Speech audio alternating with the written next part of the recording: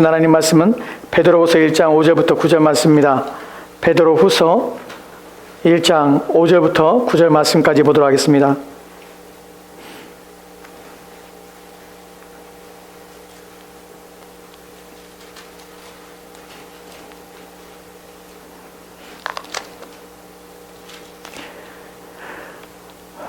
우리 찾으신 줄 알고 함께 기도하도록 합시다. 베드로후서 1장 5절부터 9절 말씀입니다.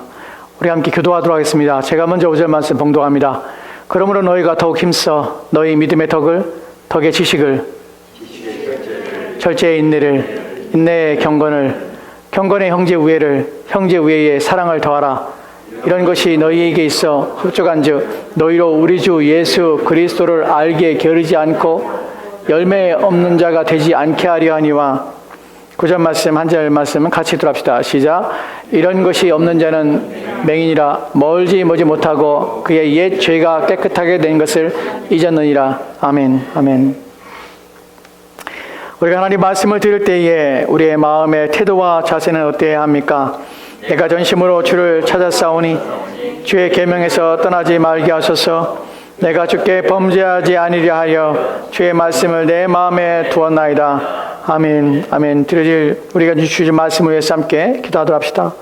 주님, 이 시간에 주의 말씀을 들을 때 우리의 마음이 주의 말씀에 이끌리기 원합니다. 우리의 심령이 주의 말씀을 통하여 열려지고 또한 깨달아지고 이해가 되기 원합니다.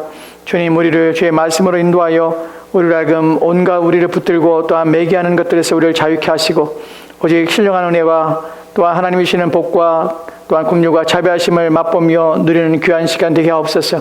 우리 영혼을 살게 하시며 힘있게 하시는 주의 말씀이 우리의 심령과 우리의 영혼과 또한 우리의 육체를 지배하며 다스리게 하여 주시옵소서. 이 시간 주의 풍성하신 은혜를 기대하며 소망하며 예수 그리스도의 이름으로 기도합니다. 아멘. 아멘. 오늘 말씀은 자신을 훈련하라는 말씀인데, 사실 여러분이 지난 설교들을 쭉 살펴보면 5번째 그리고 오늘 6번째 얘기입니다. 제가 첫 번째 여러분에게 민수기 강의 4번째 강의 끝내고 나서 그리고 이 말씀을 전하기 시작했는데, 첫 번째가 힘을 내야 합니다 라는 말씀을 시작을 했어요. 그리고 지난 시간에 우리가 추수감사절 예배를 드려서 그 감사절 말씀의 내용이 있지만 그 안에 또한 우리가 어떻게 살아야 될까 하는 부분이 함께 담겨져 있습니다.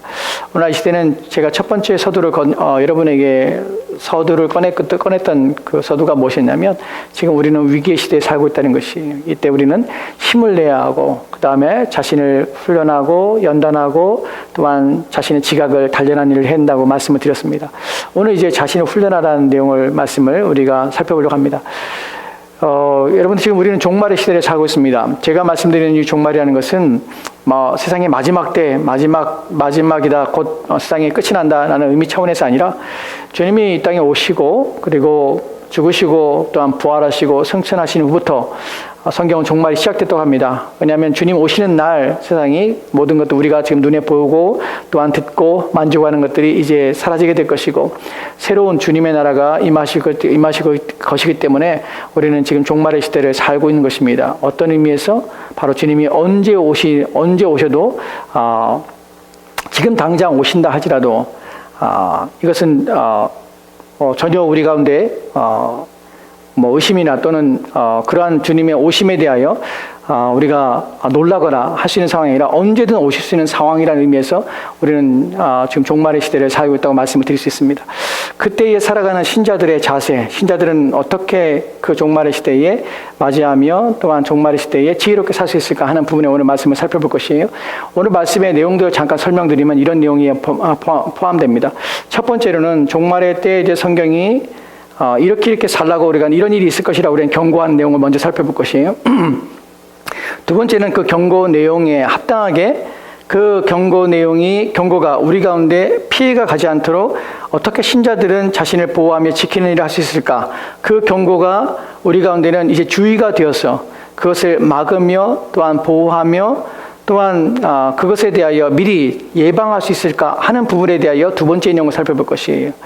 그리고 세 번째에서는 그 결과로 우리가 얻어지는 그 위로와 평안이 무엇인가 하는 부분과 지속적으로 해야 될 내용이 무엇인가, 구체적으로 우리는 지금 당장 무엇을 해야 되는가 하는 부분에 대해서 살펴볼 것이에요. 이것이 오늘 전체적인 내용의 요약입니다. 그 첫 번째로 성경이 말하는 종말에 있을 때에 우리 가운데 주는 경고, 종말에는 이런 일들이 있을 것이야 라는 것에 대하여 그 내용 때문에 우리는 무엇을 해야 되냐면 자기 훈련의 목적들을 이제 알게 되고 깨닫게 되는 것이에요. 왜 해야 되는가? 왜 힘을 내야 되는가? 왜 지각을 연단해야 되는가?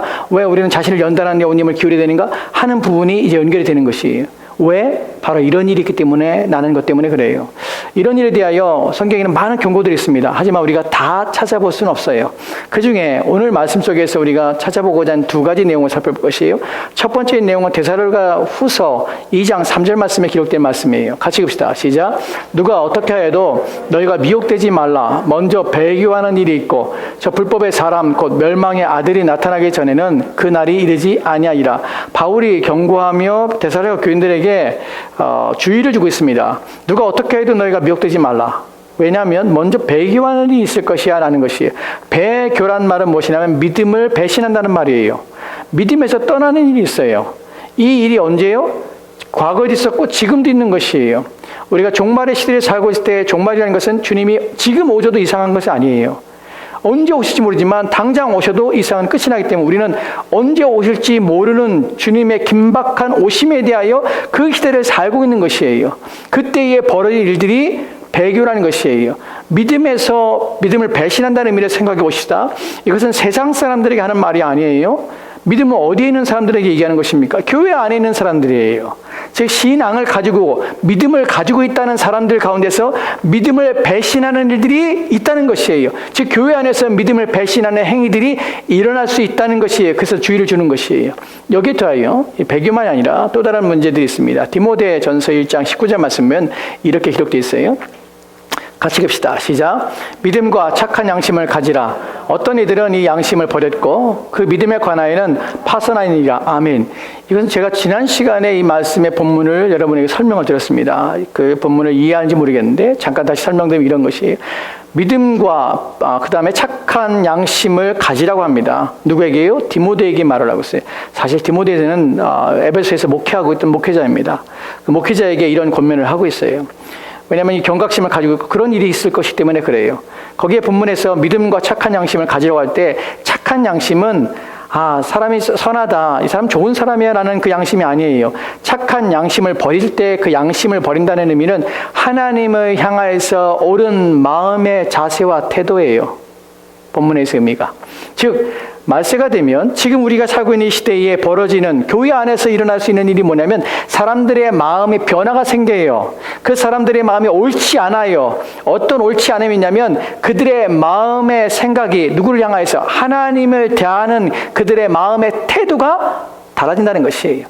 하나님을 향하는 그들의 마음의 자세가 달라진다는 것이에요. 그래서 그것을 버려버리는 것이에요. 하나님을 향하여서 옳은 자세와 태도를 가져야 될 우리의 마음이, 그것을 우리는 신앙이라고 합니다. 그것을 믿음이라고 합니다. 이것이 없어지고 이것을 버리게 되는 거예요, 사람들이. 그래서 하나님을 잘못 대하게 되는 것이에요. 하나님을 대할 때 옳게 하나님을 대하는 것이 아니라 자기 마음대로 하나님을 대하고 자기의 주관적인 생각과 사고로 하나님을 이해해서 자기 소견에 옳은 대로 하나님을 대하는 방식이 이 시대에, 우리가 살고 있는 시대요, 또한 교회 안에서 일어날 일이라는 것을 지금 말하고 있는 것이에요. 그것이 언제요? 심지어는 지금 에베소 교회부터 시작된 것이에요. 지금까지 수많은 사람들이 교회 안에서 하나님을 대하는 자세와 그의 마음의 태도가 변질되고 있어요. 그래서 우리는 이럴 수 있다는 사실을 인식해야 돼요. 나 또한 그럴 수 있다는 사실을 인식해야 돼요.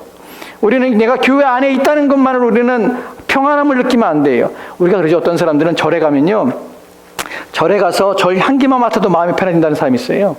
절에 가서 절 구경하면서 와 마음이 편해지고 그 주변의 자연 환경들 이런 산림을 보면서 마음이 편해지고 거기서 위로를 느낀 사람도 있어요.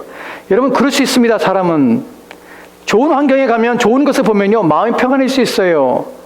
그런데 그런 차원에서 교회가 그렇게 얻어지는 것처럼 동일한 평안함, 동일한 위로를 그 분위기와 환경 속에서 얻고자 해서 우리는 신앙생활하는 것도 아니고 그것이 성경에 우리 가운데 주시는 약속도 아닐 뿐만 아니라 구원 가운데 주어진 어떤 것도 아니라는 사실이에요. 그건 자기 자신이 만들어내는 것이에요. 이것이 교회 안에서도 일어날 수 있고 또한 그런 마음을 가지고 교회에 오는 사람도 있다는 사실이에요. 이것이 우리가 주는 경각심이에요. 우리는 교회란 장소가 예배를 드리는 것이 우리의 마음에 그 자체가, 그 행위 자체가 나면 내 마음에 위로를 얻게 되고 무엇인가 평안을 주는 것, 이것을 신앙이라고 착각하지 말라는 것이에요. 그것이 믿음이라고 생각하지 말라는 것이에요. 그렇지 않아요. 그 다음에 나오는 것이 믿음입니다. 우리가 착한 양심을 버리는 사람이 있어서 하나님을 온전히 대하지 않으면서 스스로는 위로를 얻는 사람이 있어요. 교회 안에서. 그 다음에 믿음을 가졌는데 믿음에서 파산한 사람이 있어요. 여기서 믿음은 어떤 믿음은 단순히 우리가 믿습니다라는 단어가 아니라고 했습니다. 여기서 믿음은 뭐예요? 믿음은 가르침이에요. 교훈이에요. 하나님의 말씀에 대한 교훈, 그리스도의 복음에 대하여 사람들이 파산한 것이에요. 거기서 벗어나며 그것에서 무너지고 그 믿음이 파괴된 것이에요. 왜 그러냐면 그 다음에 나오는 20절 말씀에 뭐라고 기록됐냐면 거기에 두 사람에 대한 얘기 나와요. 후베네오와 그 다음에 알렉산더라는 사람이 진리에서 벗어났다는 표현을 써요. 즉 믿음에서 관하여 파선하였으니 이에 대하여 그 사람들이 누구냐면 바로 후메네오와 알렉산더가 바로 진리에서 벗어남으로 이런 일을 행했다고 바울이 말하고 있어요. 즉 그래서 우리는 믿음에 관하여라는 이 믿음이라는 것이 진리에서 벗어난다는 것을 알 수 있는 것이에요. 하나님 말씀에 대한 이해와 하나님 말씀에 대한 깨달음이 점점점 힘해지고 그것이 왜곡되어지고 그것이 잘못된 것이에요. 그래서 믿음에서 떠나버린 사람들이 많아요. 어디 안에? 교회 안에요. 교회 안에 있는데 믿음이 없는 것이에요. 나는 믿음이 있다고 생각하는데 그 믿음은 참된 믿음이 아닌 것이에요. 이럴 수 있다는 것이에요. 왜 우리는 자신을 훈련하는 일에 온 힘을 기울여야 되냐면 바로 배교의 문제가 있을 수 있어요. 신앙의 믿음을 버리는 것이에요. 배신하는 것이에요. 또한 우리는 착한 양심을 버리게 되고 그리고 또한 교훈에 대하여 그것을 왜곡하여서 내가 잘못 이해함으로 나는 안전하다고 생각할 수 있는 오해할 수 있는 그 속임이 있을 수 있다는 사실이에요. 이것 때문에 우리는 자신을 훈련하고 연단하는 일이 필요한 것이에요. 이것에 대해 이제 두 번째 내용으로 들어갈 것입니다. 이 위기 속에서 그러면 교회 안에서 우리는 긴장감을 가지고 삽니다. 교회 안에서 우리는 자신을 보호하며 자신을 훈련하여서 이런 위험과 이런 경고를 내가 예방하고 그 위기와 위험 속에서 내가 노출되지 않고 내 믿음을 어떻게 굳건히 하며 지킬 수 있을까? 나는 어떻게 힘을 내어 살며 구원받은 하나님의 자녀로서 온 힘을 다해서 그 구원의 은혜가 내게 충족히 이루어지고 성취되어서 나의 구원이 온전해지고 나는 훈련되며 또한 자신을 보호하며 또한 자신을 지킬 수 있을까 하는 부분에서 어떻게 해야 되는가 하는 부분이에요. 그 말씀이 오늘 핵심이 바로 오늘 우리가 지금 본문에 담겨진 내용입니다. 이 부분에서 우리가 살펴볼 중요한 내용은 무엇이냐면 우리가 오늘 주시는 말씀, 성경에서 베드로를 통해서 하나님이 우리의 영혼을 위해서 영혼을 지키고 또한 영혼을 보호하며 영혼을 안전하게 해서 너희가 종말의 때에 있는 모든 위험과 어려움에서 너희 자신을 지키기 위해서 내가 너에게 주는 교훈과 가르침이 이것이야. 이것을 통하여 너희는 안전할 것이야 라고 주는 말씀의 핵심의 내용들, 어떤 유익이 있을까 하는 부분도 살펴봅시다. 왜냐하면 이것이 중요한 이유는 무엇이냐면 사실 우리의 본성은요, 우리 자신을 보호하며 지키며 우리에게 유익이 되는 것이라면 온 힘을 기울이고자 하는 마음이 있어요. 우리가 그러잖아요. 내게 유익이 되면 공짜라면 양지물도 먹어요. 우리는 우리 자신이 유익이 되는 것이라면 물불을 안 가려요. 이것이 우리 인간이 가지고 있는 자기 자신에 대한 보호 본능들이에요. 이 보호 본능 속에 성경에서도 우리 가운데 유익을 주는 말씀이 있습니다. 왜 그래야 되는지, 어떤 유익을 주는지에 대해서 먼저 살펴보고 어떻게 해야 되는지에 대하여 나중에 살펴보도록 합시다. 그럼 어떤 유익을 줍니까? 우리를 이욕하며 우리를 매력적이게 하며 이것을 해야 되겠다고 우리 마음에 이끌어가는 이 하나님께서 우리 가운데 주시는 우리 마음을 이끄는 방식이 무엇입니까? 그 약속은 무엇입니까? 하는 부분이에요. 먼저 오늘 우리가 읽지는 않았지만 같은 본문 문맥 속에 있는 베드로후서 1장 10절 말씀을 보도록 합시다. 같이 읽겠습니다. 시작. 그러므로 형제들아 더욱 힘써 너희 부르심과 택하심을 굳게 하라. 너희가 이것을 행한즉 언제든지 시촉하지 아니하리라. 아멘. 이 본문은요, 우리가 읽었던 5절부터 9절 말씀의 이후에 주는 말씀이에요. 그러므로 이제 결과에 해당해요. 그러므로 형제들아 더욱 힘써서 부르심과 택하심을 굳게 하라. 부르심과 택하심을 굳게 하라는 것은 쉽게 말하면 이런 것이죠. 부르심과 택하심은 무엇입니까? 우리의 구원이에요. 구원을 굳게 하라. 어떻게? 앞에 있는 내용을 통해서 너희가 무엇을 얻게 되냐면 너희의 부르심과 또한 너희 택하심을 굳게 할 수 있는 방법이 되는 것이야. 사실 우리는 여기서 어떤 신앙의 비결들을 보게 됩니다. 우리의 믿음의 안전함을 또한 우리가 모든 위기와 어려움에서 우리 자신을 예방하며 지켜낼 수 있는 비결을 우리가 보게 되는 것이에요. 너희의 부르심과 택하심을 굳게 할 수 있는 방법이 앞에 있는 것이야. 그것을 행하면 너희가 이런 유익을 얻게 될 것이야. 또 둘째로는요, 실족하지 않아. 여러분, 우리는 앞에 살펴서 종말의 때에 일어날 일들이 배교란 것을 알았습니다. 믿음을 배신한 일들이. 그것이 안 하게 돼. 너희가 실족하지 않게 돼. 미끄러져서 죄에 빠지는 일들을 행하지 않게 돼. 나는 것을 우리를 보장해 줘요. 여러분이 오늘 우리가 5절부터 9절 말씀까지를 기억하시고 그것을 삶에 실천하고 애를 쓰게 되면 여러분은 더 굳건해질 것입니다. 여러분의 구원은 더 확실해질 것이고 여러분의 믿음 가운데서 흔들리지 않게 될 것이에요. 또한 여러분이 결코 실족하지 않는 삶을 살게 될 것입니다.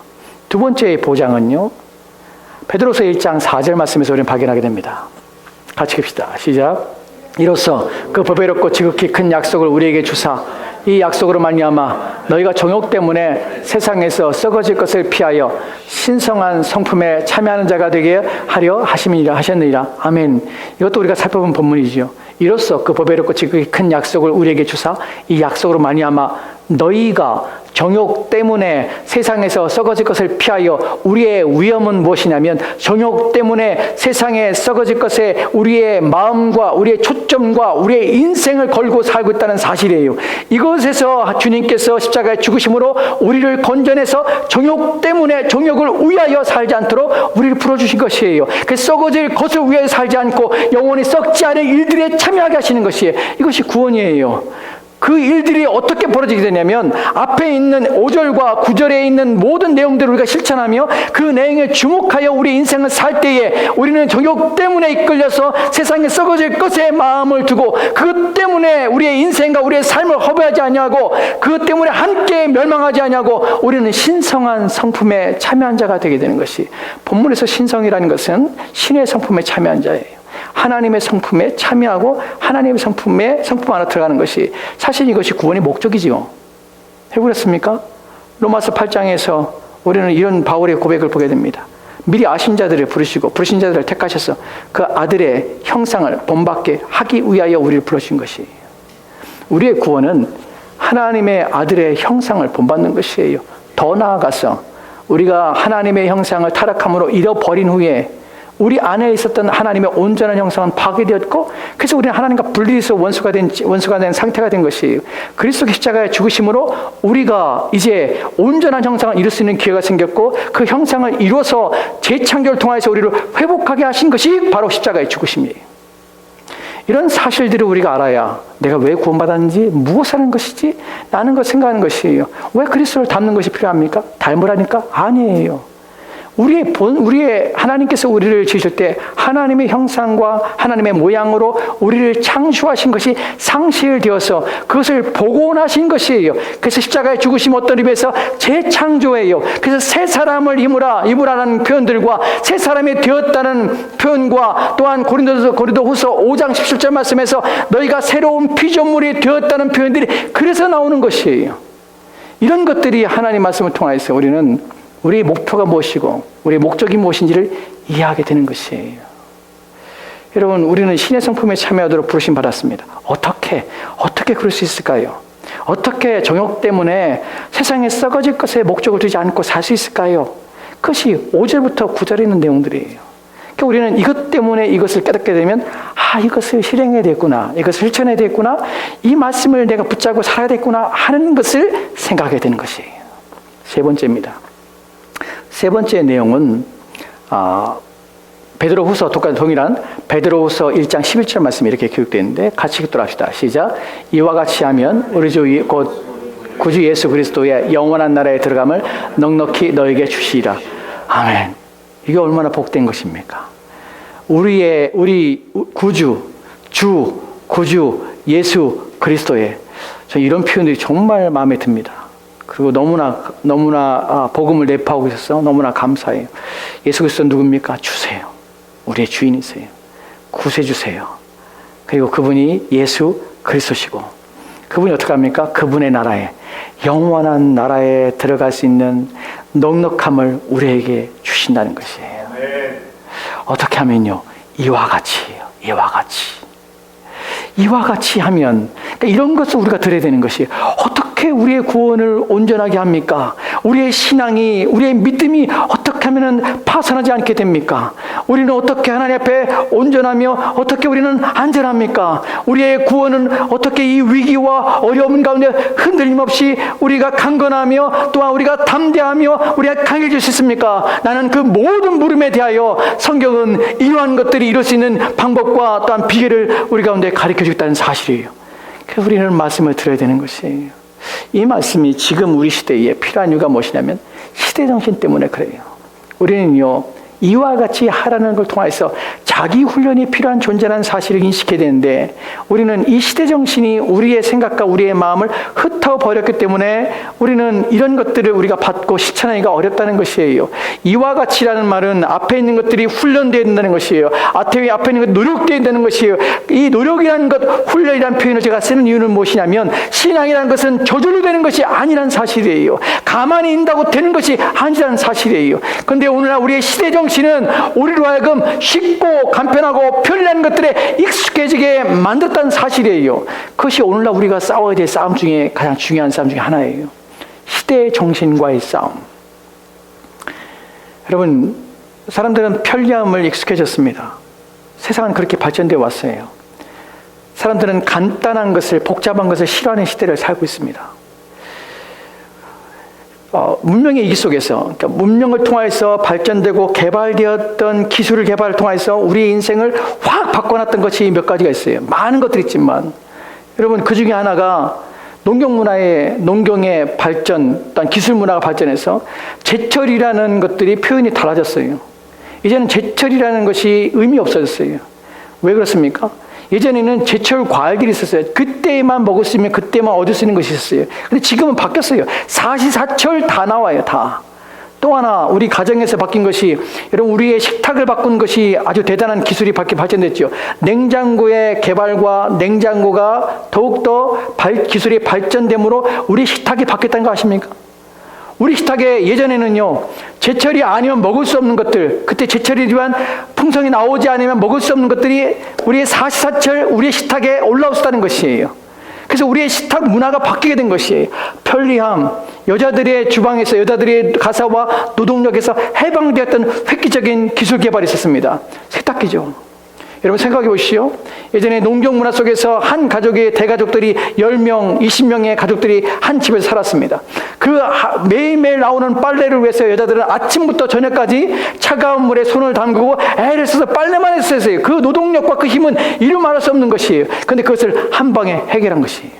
가만히 집어넣고 버튼만 누르면 되는 것이.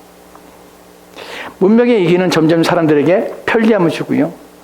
쉽고 단순해합니다. 점점점 복잡해지면 안 돼요. 우리가 처음에 컴퓨터가 나왔을 때 사람들은 컴퓨터 쓰기를 어려워했습니다. 왜냐하면 복잡했기 때문이에요. 언어와 또 이게 C 언어라고 해서 컴퓨터 언어를 사용해서 프로그램을 작업을 하고, 그래서 처음에 컴퓨터를 그렇게 했어요. 그래서 많은 사람들이 컴퓨터가 유용하지만 사용법에 대하여 어려워했습니다. 근데 지금은 누구나 다 해요. 대부분 다. 왜냐하면 이제 클릭 하나면 버튼을 켜고 마우스를 잡고 클릭만 하면 아이콘 속에서 다 내가 하고자 하는 것들을 이룰 수 있는 방법들이 쉽게 기술의 발전이 일어나는 것이, 이것이 바로 이 시대에 우리가 살고 있는 시대의 문제점이에요. 우리의 삶을 편안해져요. 쉽게 해요. 간단해요. 하지만 그것이 우리 가운데 주는 것이 무엇이냐면 신앙의 위험이 되고 위기가 되는 것이 뭐냐면 신앙 안에서도 믿음이라는 것이 쉽고 간단한 방식과 또한 쉽고 간단하고 접근하기 쉽고 내가 노력하지 않아도 되는 어떤 것을 추구하는 우리의 경향성과 맞물려서 교회가 변질되는 것이. 왜냐하면 이와 같이라는 걸 생각하지 않아요. 어떻게 하면 목사님 아무것도 안 하고 믿음이 좋을 수 있습니까? 어떻게 하면 내가 아무것도 안 하고서는 내가 믿는다는 것만으로 내가 구원받을 수 있습니까? 라는 생각들을 하게 된 것이. 그래서 교회는 그것을 개발합니다. 사람들을 편안해지고 쉬운 방법으로 믿는다고 고백하면 당신은 구원받았어요. 걱정하지 마요. 여러분 1941년에 12월 1일 날 영국에서 한 보고서가 나와요. 그 보고서가 베버리지 보고서라는 보고서 이름으로 보고서 나옵니다. 사실 2차 대전 상황이죠. 영국의 노동당과 또한 보수당에서 이 전쟁 속에서 고통을 받고 있는 영국 국민을 위해서 그들이 사회복지 보장 제도라는 것을 추진하기 시작합니다. 그들의 복지를 국민들의 복지를 향상시키고 그래서 정부가 해야 될 대책들에 대하여 준비할 것이 무엇인가에 대하여 그래서 보고서라 그래요. 그 사람의 이름이 윌리엄 베버리지예요. 그 사람에게 이제 의뢰를 해서 그 사람이 보고서를 내요. 그 보고서에서 결정적으로 중요한 문구가 하나 나와요. 그 사회 보장에 대한 그 문구가 우리가 다 아는 내용이 무엇이냐면 요람에서 무덤까지. 바로 그 얘기가 거기서 나와요. 사회 보장 어디서? 요람에서 무덤까지. 오늘날 교회는 시대 정신과 맞물려서 어떤 것을 사람들이 기대하게 되고 그것을 해주려고 하냐면 요람에서 무덤까지, 태어날 때부터 무덤에 죽을 때까지 모든 서비스를 제공하는 것으로 교회는 점점점 바뀌어지고 있다는 것이 이 시대의 문제점이에요. 쉬운 방식. 교회에서 태어날 때 교회에서 세례를 주고 또한 축하하고 또 교회에서 그 아이를 복을 주고 한 일들 합니다. 그리고 그가 죽을 때에 장례식에서 그의 인생을 마무리하게 하고 이 모든 서비스를 제공하는 것처럼 교회가 요람에서 무덤까지 모든 사람의 마음에 위로를 주고 평화를 주는 장소로 바뀌기 시작했다는 것이에요. 왜요? 다른 것들은 관심이 없어요. 무엇에 대한 관심이냐면 내가 위로를 받고 싶을 때 위로해주고 힘들 때에 또 위로해주고 또한 격려해줄 뿐만 아니라 내가 모든 어려움을 당할 때 그 어려움에 대해서 어려움을 해결할 수 있는 방법을 제공해주고 또한 내 인생에서 복을 주고 내 어려운 문제를 위해 기도해주고 그 문제를 해결할 수 있는 길을 열어주고 하는 모든 조언과 또한 모든 격려와 위로뿐만 아니라 또한 그 모든 일에 참여해서 내 인생에 어떤 내가 원하는 것을 이룰 수 있는 것들을 제공해주고 그 길들을 제시해주는 것이 교회처럼 여겨지기 때문에 그래요. 무엇을 안 하기 때문에 그렇습니까? 무엇이냐면 신앙의 참된 믿음이 무엇인지 신앙이 무엇인지를 제대로 교육하지 않을 뿐만 아니라 그것에 대해 말하지 않기 때문에 사람들의 인식 속에서 시대 정신에 맞물려 있는 사람들이 교회를 통하여 얻고자 하는 것은 편리함, 간편한 단순함이에요. 그래서 더 이상 당신의 인생 삶에 대하여 하나님께 헌신이나 충성이나 자신의 영혼을 보호하고 또한 담대하게 하며 강하게 하며 믿음을 온전히 하여서 구원에 대한 그 구원의 심각성에 대해서 구원이 얼마나 위기를 당하고 또한 그 구원에 대해서 파산할 수 있으며 믿음에 대해서 파산할 수 있는 얘기에 대하여 그 모든 것들을 막아서 말미암아서 그 모든 것을 가르치지 않고 그 모든 것에 대해서 알게 하지 않은 말미암아 사람들이 마음속에 교회는 내가 믿는다는 고백만으로 하나님이 복되신 하나님이 내 인생 가운데 찾아오셔서 내 어려움을 다 해결할 뿐만 아니라 내 고통을 다 해결할 뿐만 아니라 내 인생에 소망하며 이루고자 하는 그 모든 것들을 성취해 주시는 하나님으로 변질시키고 바뀌어져서 오늘날 복음은 사람들에게 예수를 믿는다는 고백으로 모든 것이 끝나버린 것처럼 그것으로 안전한 것처럼 여겨지게 만들었다는 것이에요. 그래서 사람들은 교회에 올 때 그런 기대감을 가지고 오는 것이에요. 그 사람들의 마음속에 하나님을 믿는다는 고백이 내 모든 인생을 하나님이 보장해주고 내가 원하는 것을 이 땅에서 이루어지는 방식으로 되어지는 것 생각해서 교회는 모든 사람에게 요람에서 무덤까지 모든 서비스를 사람들에게 제공하는 것처럼 그러면 평안히 이 땅을 살다가 이 땅을 떠나게 하는 것처럼 그것이 교회인 것처럼 인식하게 만들었다는 것이죠. 여러분, 교회는 그런 곳이 아닙니다. 그리고 신앙은 그렇게 되는 것이 아니에요. 아무것도 하지 않아도 되는 것이 아니에요. 우리가 하나님 믿는다는 것은 또 우리가 하나님을 섬긴다는 것은 또 우리의 구원이 이루어지는 방식과 구원은 우리의 예전껏 살았던 삶의 방식이 완전히 바뀌는 것이에요. 그것을 부정하는 것이에요. 그 길은 하나님과 원수된 것이고 그래서 우리는 삶을 완전히 바꾸고 변화시켜야 될 책임과 또 의무를 가지는 것이 그 시작부터가 복음이 시작되는 것이에요. 그때부터 우리는 믿음을 갖는 것이고 이제 내 인생이 무엇인가 문제가 있다는 것이에요. 그것은 잠깐 해결이 되는 문제가 아니라 내 인생의 삶들이 무엇인가 문제가 있고 끊임없이 비참해지고 무엇인가 얻는 것 같지만 만족감이 없는 것이 무엇이냐는 것이에요. 내 삶을 위해 수고하며 애를 쓰는데 그것이 결국 무엇을 이룰 것이냐는 것이에요. 내 영혼을 안전하게 보호할 것인가? 내 삶을 안전하게 보호할 것인가? 도대체 나는 무엇 때문에 미친 듯이 매일매일 살아야 되는가? 그렇다고 해서 내가 당하는 고난, 인생의 어려움들, 인생에서 고민들, 문제들 전혀 해결되지 않는 이것들은 무엇인가 하는 절망을 갖게 되는 것이에요. 그것이 마치 인생의 50에 있어서 그 한 사람의 마음속에 바람이 불어서 인생에 대한 깊은 실망감을 가지고 낙심을 가지게 되고 도대체 인생이란 무엇인가 고민하게 해서 한 사람의 인생을 돌이켰던 바로 톨스토이가 경험했던 그 경험이에요. 그때 우리 하나님 만나게 됩니다. 우리가 신앙한다는 것은 내 인생을 부정하는 것이에요. 내 삶을 하나님 없는 삶이 얼마나 비참한지를 인식하게 되는 것이에요. 내가 무엇을 해야 될까? 내가 이 수고하는 것이 왜 이렇게 나는 이렇게 수고하며 살까? 결국에는 나는 혼자 내버려질 것이고, 그렇게 스스로 인생을 어느 땐가 나는 그렇게 내 생명과 내 삶이 없어지며, 그 후에 성경에서는 하나님의 진노와 심판이 있다는데, 나는 내 죽음을 왜 두려워하며, 왜 내 영혼이 살고 발버둥치고 애쓰는데 불구하고 나는 그러한 그 모든 것들 하나도 내가 해결하지 못하는 무능한 상태로 놓여 있는 것일까? 왜 나는 내가 당하는 이 모든 환경과 상황을 극복하며 이겨내려 애쓰지만 그 어떤 것도 변하지 않은 가운데 나는 여전히 이런 상태로 놓여 있을까 하는 절망감들을 갖게 되는 것이, 그것이 인생이고, 그것이 살아가는 사람들, 세상 사람들이 살아가는 방식이고, 결국에는 그의 인생을 떠날 때 후회와 또한 절망과 비참함을 갖고 이 땅을 떠나게 되는 것이, 그것이 인생입니다.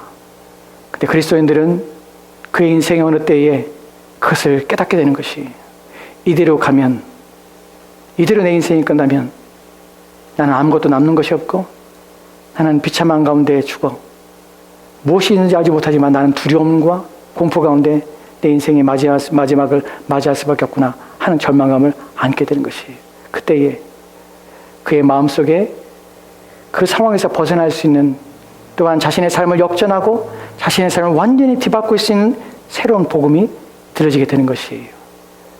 그가 마음속에 두려워했던 두려움의 근본이 무엇인지를 깨닫게 되는 것이, 이유 없이 또한 아무런 상황의 변화 없이 내 마음이 허전하며 공허했던 것이 무엇인지를 깨닫게 되는 것이, 그리고 소망이 없는 것에서 소망을 발견하게 되는 것이, 그의 마음에 평안함이 오고 위로가 오는 것이 누구 때문에? 하나님을 보게 되고 만나게 되는 것이에요. 그때 인생이 길을 찾게 되고 삶이 변화가 일어나는 것이에요. 그것이 복음입니다. 그 복음이 우리 가운데 들어올 때 우리 인생은 완전히 바뀌게 되는 것이에요. 그래서 우리의 구원의 넉넉함과 또한 우리의 인생의 영혼의 안전함을 위해서 더 추구하며 애를 쓰게 되는 것이에요. 이렇게 살면 안 된다는 절박함들이 우리 마음에 찾아오게 되는 것이, 그래서 우리는 그때에 우리의 영혼을 더 안전함과 또한 영혼의 만족함과 위로를 얻기 위해서 더 애를 쓰고 또한 수고하며 노력하는 일들을 하기 시작합니다. 그 사람들이 바로 이런 말씀을 통해서 위로를 얻게 되고 격려를 얻게 되고 그 말씀을 내 마음에 사잡고 붙잡고 살게 되는 것이에요. 여러분, 우리는 지금 여러 가지 싸움들을 싸웁니다. 시대 정신 속에서 우리는 비틀거리고 흔들리며 싸웁니다. 또한 그러한 교회 가운데 우리는 있습니다. 여러분, 정신을 차려야 합니다. 그리고 무엇이 바른 신앙인지, 내가 평안함을 추구하고 또한 안락함을 추구하고 또한 쉽고 단순하며 간단한 것을 추구하는 것은 결코 내 영혼과 또한 내 믿음에 결코 도움이 되지 않을 뿐만 아니라, 그런 마음을 갖는 것 자체가 내가 믿음이 없는 것이고 또한 내 신앙에 파선한 것이며 또한 믿음에서 벗어난 것임을 여러분 인식하셔야 합니다. 그리고 돌아오셔서 하나님 말씀을 보여잡고 또한 살아있고 또한 온전한 가운데 서도록 애를 써야 합니다. 그래서 오늘 말씀이 우리 가운데 필요한 것이에요. 이제 구체적으로 마지막 내용들을 살펴봅시다. 그럼 5절부터 9절 말씀까지 있어 우리 가운데 무엇을 가리키냐는 것이에요. 첫 번째 5절 말씀 보도록 합시다. 같이 읽겠습니다. 시작. 그러므로 너희가 더욱 힘써 너희 믿음의 덕의 지식을. 아멘. 그러므로 이와 같은 일을 얻기 위해서 어떻게 해요? 배교하지 않기 위해서 어떻게 해요? 또한 정욕 때문에 썩어질 세상에서 세상 가운데 우리가 살지 않기 위하여, 우리의 구원을 넉넉하기 위하여, 또한 우리로 하여금 우리의 신앙과 또한 신의 성품에 참여한 자가 되게 하기 위하여 우리는 무엇을 해야 됩니까? 그러므로 너희가 더욱 힘을 써야 될 내용이 있다는 것이에요. 힘을 써며 집중하며 애를 써야 될 내용이 있다는 것이에요. 저절로 되는 것이 아니라는 것이에요. 여러분의 믿음과 여러분의 구원, 이 땅을 떠날 때 여러분이 하나님을 만나며 여러분이 사모하며 고대하던 그리스도 예수 앞에 서는 일들은 결코 저절로 되거나 아무것도 하지 않은 가운데 이루어지는 것이 아니에요. 더욱 힘을 써야 될 내용인데 믿음의 덕을 해야 한다는 것이에요. 사실 한글 성경에서는 어순 때문에 믿음의 덕을 더하라는 말이 표현이 7절 말씀에 있습니다. 근데 사실은 원문에 보면 원문의 어순은 영어의 어순과 같기 때문에 헬라어의 어순이 5절 말씀에 있어요. 더욱 믿음의 덕을 더하라라는 표현을 쓰는 것이, 더하라는 것은요, 더하라는 것은 사실 원문에서 의미는 이런 의미예요. 모든 것을 갖춰서 충족히 갖춰지라라는 의미가 바로 본문의 의미예요. 모든 것이 충족히 충분하게 갖춰지는 것이에요. 왜 이 단어가 뭐냐면 이 단어가 사실은 연극하는 데 나왔습니다. 연극에 사용된 단어예요. 당시의 연극은요, 그냥 인물들이 나와서 인물들을 연기하는 것이 연극이 아니라 당시의 연극은 연기하는 사람들이 있고 또한 악기를 연주하는 사람이 있었고 합창하는 사람들이 있었습니다. 그 다양한 그룹들이 함께 갖춰져서 연극을 했어요. 그래서 본문에서 더하라는 것은 충분히 갖춰져서 온전함을 나타낼 수 있는 것을 가리키는 것이에요. 즉 믿음만으로 안 된다는 것이에요. 나 믿음이 있습니다. 그렇기 때문에 나는 더 이상 자신을 훈련하거나 연단하거나 또한 내 마음을 강하게 하거나 담대하는 일, 이 내가 애를 쓰며 노력하는 것들이 나에겐 더 이상 필요치 않습니다 라고 말하는 것은 어리석은 것이에요. 왜냐하면 그것만으로 충분하지 않다고 성경이 말하고 있기 때문에 그래요.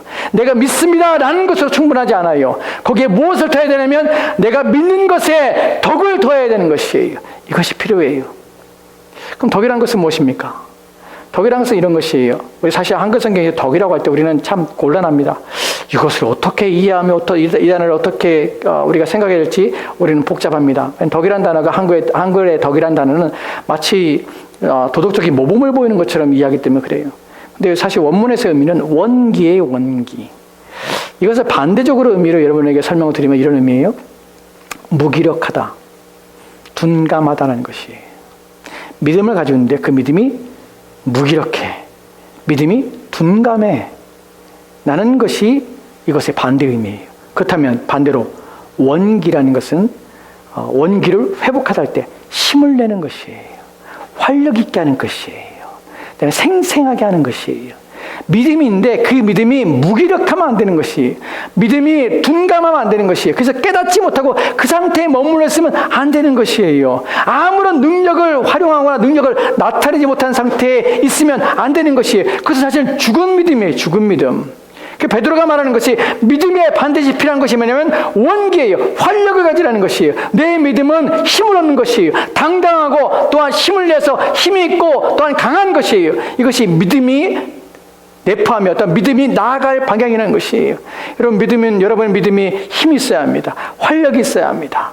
여러분 믿음은 강하고 또한 생생하며 또한 살아있는 어떤 것이 되어야 됩니다. 그래서 운동력이 있어야 되는 것이 믿음 안에는 이것을 취하라는 것이에요. 본문에서 믿음의 덕을이라고 할 때 이 원기와 그러면 이 활력과 이 생생함과 이 힘은 어디서 옵니까? 믿음에서 내가 어떻게 이것을 찾을 수 있습니까? 내 믿음이 이렇게 힘을 어디서 얻을 수 있습니까? 이 부분에서 우리가 이미 주님께서는 이것을 우리 가운데 준비하셨고 이것을 주신다고 약속합니다. 누굴 통하여 오냐면 그리스도를 통하여 오는 것이에요.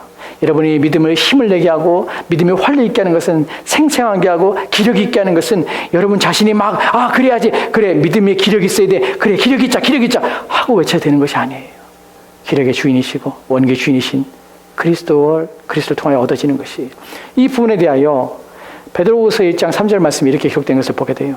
같이 봅시다. 시작. 그의 신기한 능력으로 생명과 경건에 속한 모든 것을 우리에게 주셨으니 이는 자기의 영광과 덕으로서 우리를 부르신 이를 알므로 말미암이라.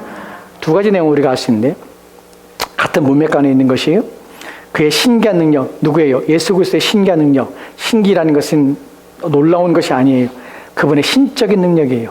예수 그리스도의 신적인 능력을 통해서 우리 가운데 주신 것이 뭐냐면 생명과 경건에 속한 모든 것을 우리에게 주신 것이에요. 여기서 생명이라는 표현이 우리 목숨이라가 아니라고 말씀드렸습니다.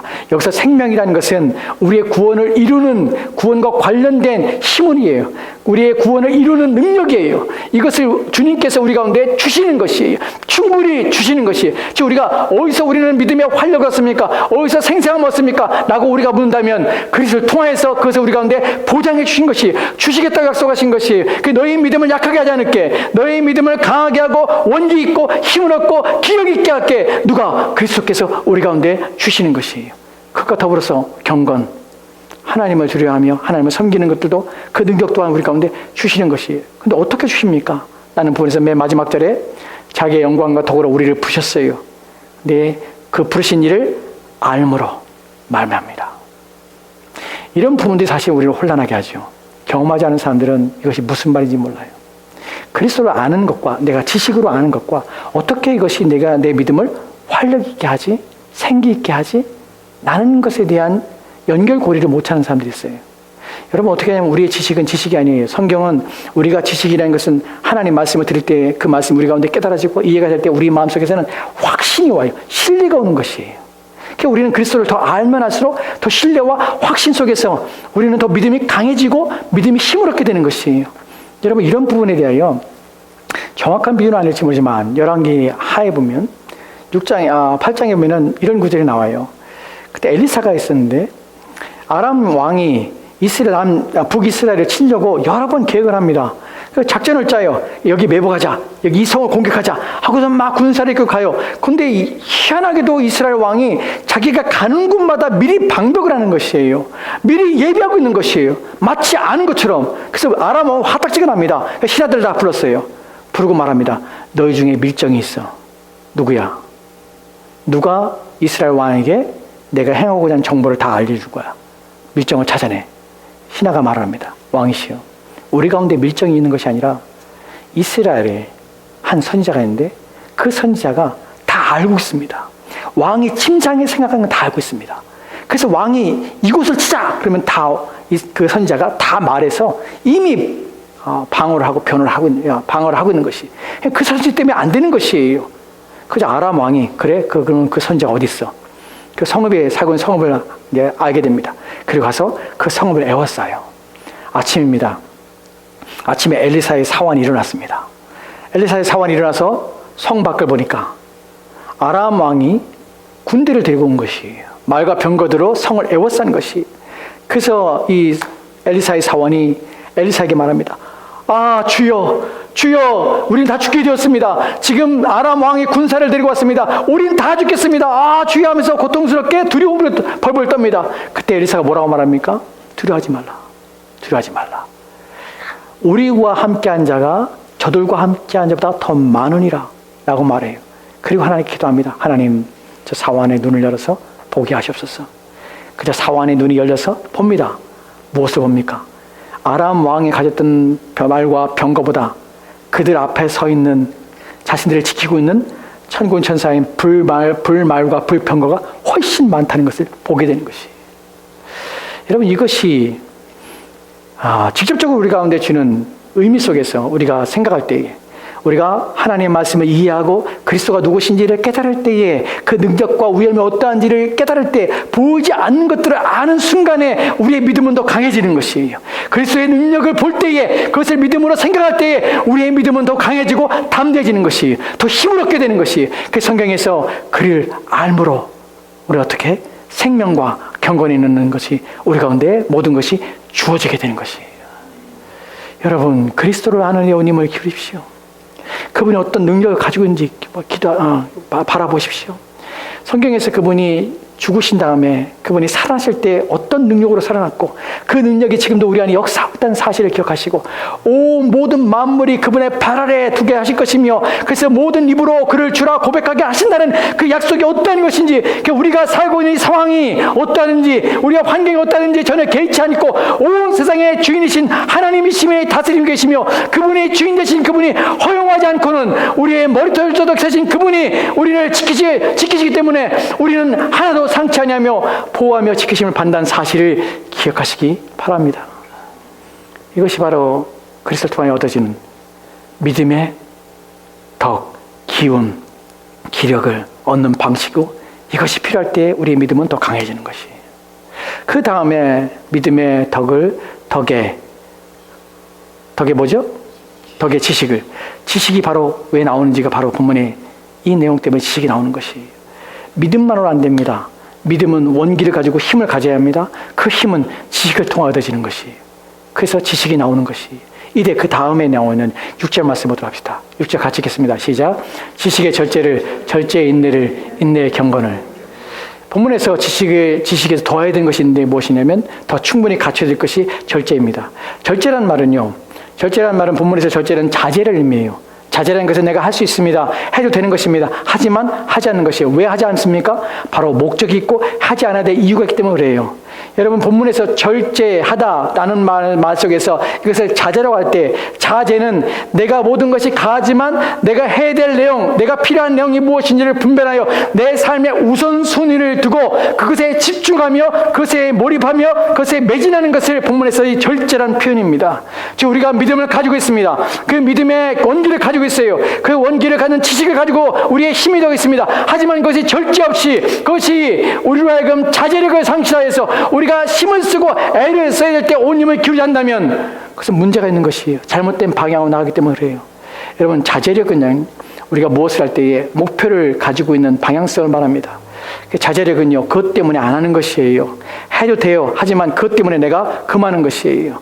여러분 운동선수가 다음날 큰 시합이 있을 때 그는 자제력을 가지고 절제합니다. 그래서 제가 해야 될 일들 많은 하고 싶은 일이 있지만 그것을 다 끊는 것이에요. 그것을 그만두는 것이에요. 포기하는 것이에요. 그것을 뒤로 밀어두는 것이에요. 왜요? 지금 당장 내가 해야 될 것은 내일 시합이기 때문에 그래요. 그것이 더 중요하기 때문에 그래요. 믿음의 사람들이 원기를 가지고 그 원기가 지식을 통하여 얻어질 때에 그것이 바른 목적과 바른 방향성을 가지고 나가도록 하는 것이 필요하다는 것이에요. 우리는 향방 없이 사는 사람이 아니에요. 우리는 되리되는 사람들이 사는 사람이 아니에요. 오는 급박한 일들 그것에 매진하여 사는 사람이 아니에요. 삶의 질서를 가지고 무엇이 우선순위고 무엇을 지금 해야 되는지 그 무엇이 가장 가치 있는지를 이해하고 사는 사람들이에요. 그것이 신자에게 필요한 것이에요. 그럴 때 우리가 구원에 더 넉넉함, 우리가 확신을 얻고 우리가 배교하지 않는 이유가 되는 것이 여기에 더하여서 절제의 인내입니다. 본문에서 인내라는 것은 참을성이에요. 하지만 더하여서 본문이 말하는 것은 오래도록 끈기 있게 하는 것이에요. 끈기 있게 그것을 추진하는 능력이자 또한 끈기 있게 그것을 지속하는 일들이에요. 왜 이것이 필요할까요? 왜냐하면 어떤 일을 할 때 우리가 단순하게 만약에 우리가 믿음을 가지고 원기를 가지고 있고 그 다음에 거기서 지식과 절제하는 능력이 있어요. 하지만 이것을 지속성이 없다면 무슨 의미가 있을까요? 계속해서 하지 못하면 무슨 일이 있을까요?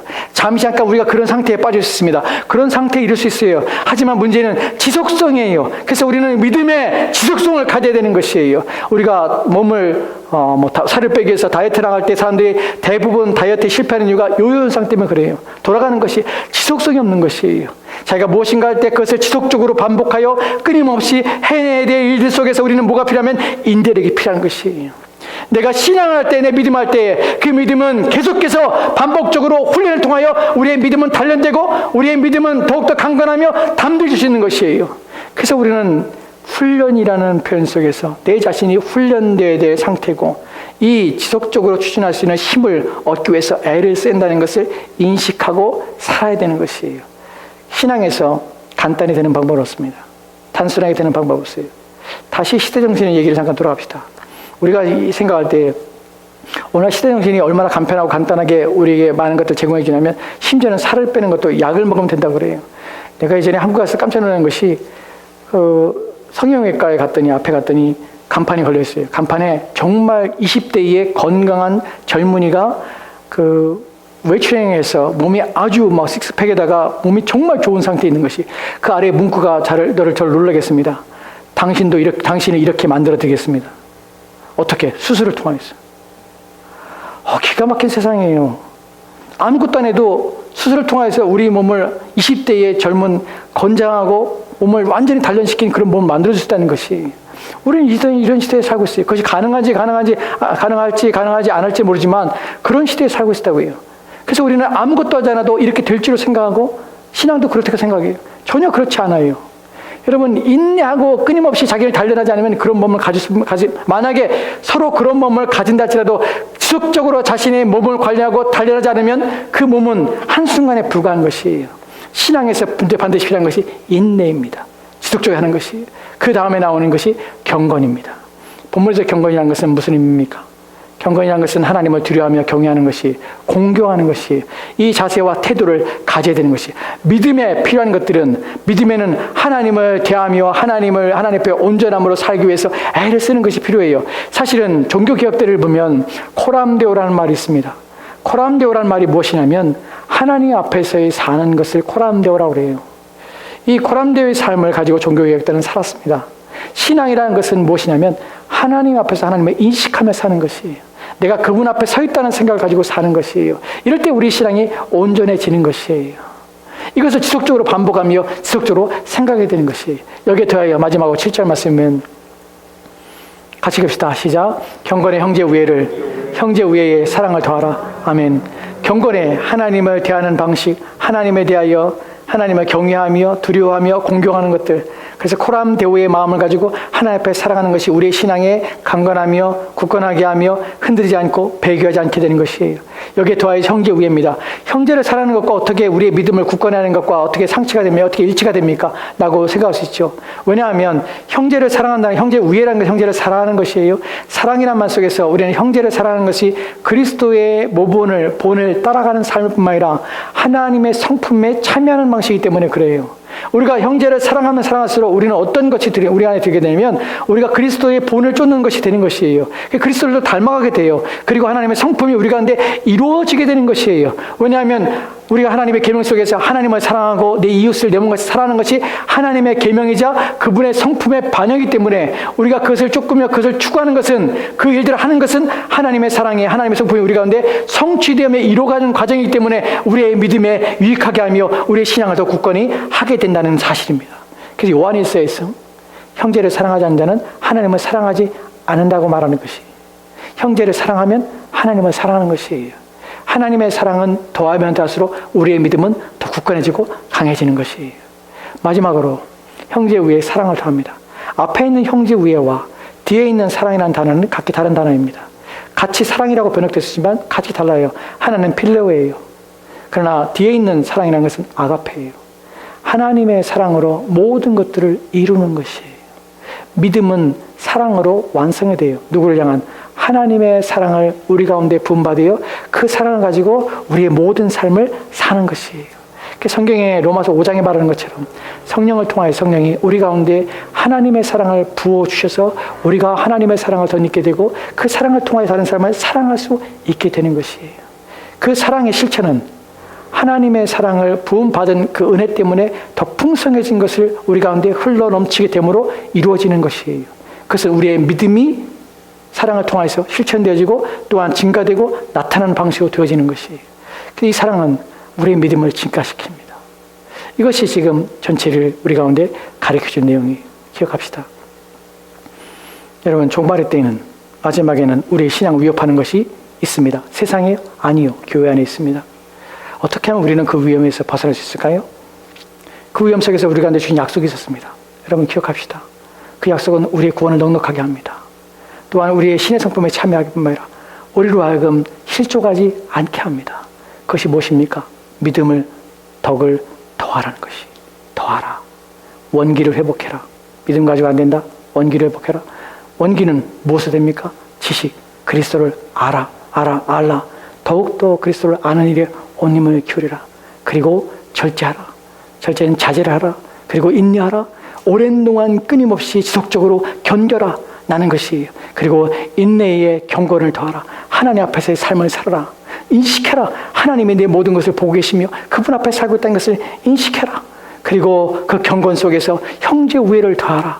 그 주님을 본받으며 하나님의 성품에 참여하기 위해서 애를 써라. 그리고 이 모든 일들 가운데서 이 모든 일들이 하나님의 사랑을 더불어서 그 하나님을 실천하는 방식과 또한 방향으로 나가도록 하라. 이럴 때 너희 구원은 완전하며 넉넉히 너희 구원을 이루게 될 것이다. 여러분, 저와 여러분들은 이렇게 주님의 은혜를 어떻게 하면 되는지를 모든 방법들을 배우고 알며 또한 그 은혜를 공급받는 것들도 알 수 있습니다. 알게 됩니다. 우리의 신앙은 우리 힘으로 되는 것이 아니라 주님의 은혜가 필요합니다. 그 은혜를 주시겠다 우리가 약속했습니다. 근데 우리가 게으르고 나태하고 무능하고 또 우리의 눈을 닫고 우리의 귀를 닫아서 우리가 하나님 말씀을 듣지 아니하고 그 말씀에 순종하지 아니함으로 자신의 믿음과 자신의 삶을 또한 자신의 영혼을 파산하는데 온 힘을 기울여 산다면 그 책임이 누구에게 가겠습니까? 자신에게 모든 책임이 있다는 사실을 기억하십시오. 그러기에 이러한 때가 이르기 전에 온 마음을 다하여 깨어서 주의 말씀에 귀를 기울이고 주어진 말씀, 선포된 말씀에 순종하며 살며 그것을 실천하는 일에 온 힘을 기울여야 됩니다. 그래야 이 종말의 때에 저와 여러분의 영혼이 안전해야 되는 것이에요. 기도합시다. 하나님, 오늘 우리에게